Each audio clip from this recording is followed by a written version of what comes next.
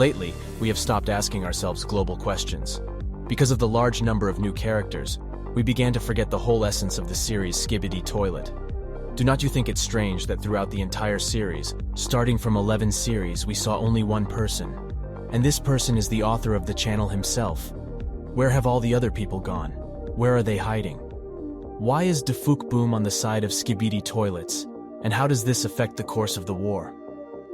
These and many other questions we will deal with today. So watch this video from beginning to end, so as not to miss anything important and interesting. To begin with, let's understand where the agents came from in general, and why their population essentially replaced humanity. There are a large number of theories on this subject, but I will use one of them, in my opinion the most plausible. First of all, the agents are robots. We can confirm this by the numerous shots, where we can see that the cameramen are made of metal and wires. And also remember the official game from DaFuqBoom. You can notice that to get health, our hero uses batteries with charge, which are lying on the floor. If Skibidi Toilets are something like zombies, partly made of human nature, then agents are essentially iron soldiers, created by people themselves, to prevent the complete extinction of mankind. By the way, part of the Skibidi Toilets, recently also difficult to call an organic being. Not all of them were formerly human. We'll come back to this. What we have in the end? People began to be massively infected with the Skibidi virus, and we can notice that Skibidi began to appear all over the winter globe. The presidents of the most developed countries realized that something had to be done and created a temporary secret government, which was created specifically to prevent this virus. Their plan was to create effective fighters who would be immune to the Skibidi song and would be able to fight more effectively with toilets. The best scientists and engineers from around the world gathered in a secret base and began to develop robots with artificial intelligence. Why I think they have artificial intelligence, it will be clear to you in the course of the video. But we still have one open question. Why in the last episodes we don't see a single hint of people? For all this time we are just shown one mysterious character, which is such an impression nobody notices and nobody wants to kill him. Surely something's gone wrong. Have you ever wondered why people decided to create which is such an impression nobody notices and nobody wants to kill him? Surely something's gone wrong. Have you ever wondered why people decided to create the first prototypes of their robots with a camera instead of a head? The answer lies on the surface. They needed some assurance that they could control them effectively. Roughly speaking, they could watch the war through their eyes, which is what we see in the series. Almost the entire series takes place in the first person of the various cameramen, and in case one of them suddenly does the wrong thing, they can see it immediately and cut their power. And therein lies the problem. The agents became so autonomous that they started building robots themselves. Since the war needed even more effective fighters, they were programmed by humans to win the war by any means necessary. First, they created a race of spikemen, and then the spikemen themselves created a race of TV men. And in the future, the tweens will probably create a computer race. Do you realize how far it's gone? That's the tragedy of what we see on the screen. Because the humans failed to react in time, and almost all the humans were infected with Skibidi by the time they developed the first robots.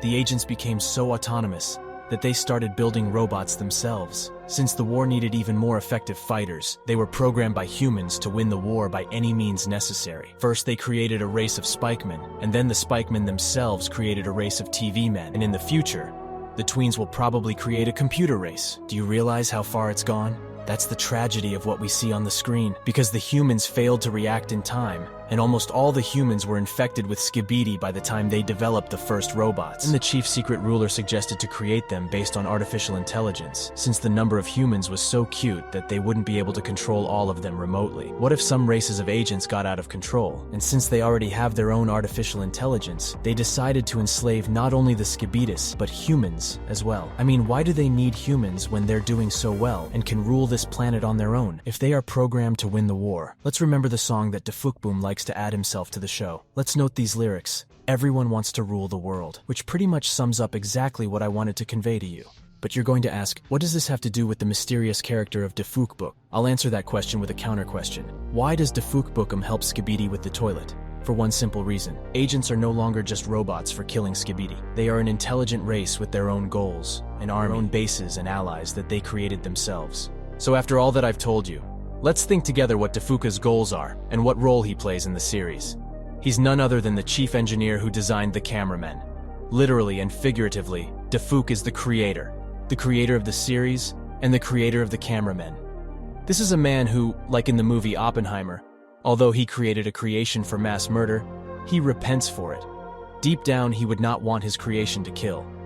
They were originally created for good purposes, but now they themselves want to enslave the world and have risen up against their own creators, humans. Don't you think it's strange that DaFuq has remained human even next to the Skibidi Toiletas? He doesn't turn into them. There's only one explanation. He's cooperating with the Skibidi Toilets. They somehow managed to create together a chip or a drug that gives immunity to humans, and he doesn't turn into a Skibidi.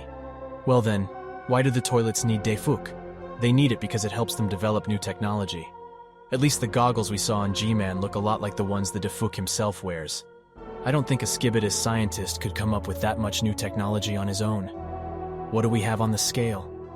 Is the DaFuqBoom a villain for helping the Skibidi? Or is he a man who wants to prevent the total extinction of humans and feels guilty that his own creation wants to slaughter the world? We've never seen agents try to cure the Skibidi yet. They just exterminate them. They have created cannons that kill the parasites, but they don't even try to create cannons that heal the Skibidi.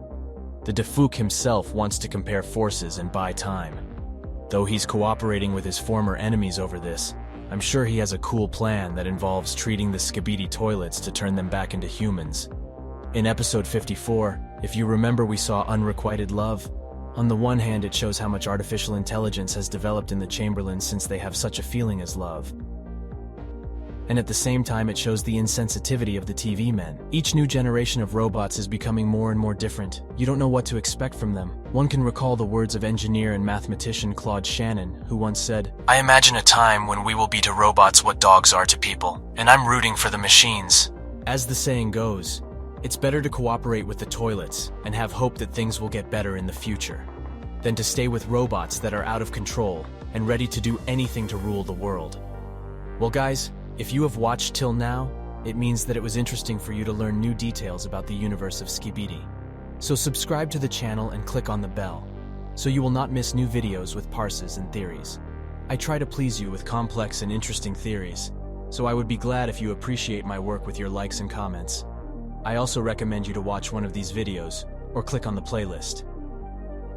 Arrivederci.